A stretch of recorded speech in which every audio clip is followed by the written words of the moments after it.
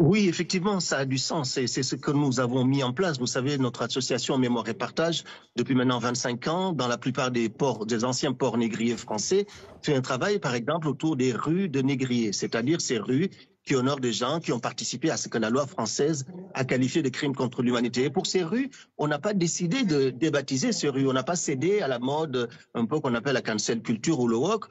Au contraire, on a décidé de les expliquer et Alors d'apposer des pourquoi panneaux vouloir le explicatifs. faire sur le quartier de la Négresse?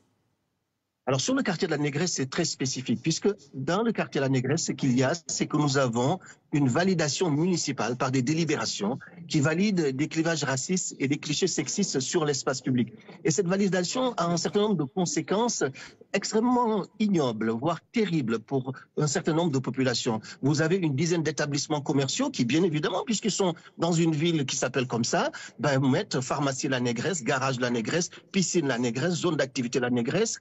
Et ces deux délibérations municipales, la première date de 1861 et la deuxième, figurez-vous, elle est plus récente, elle date de 1986.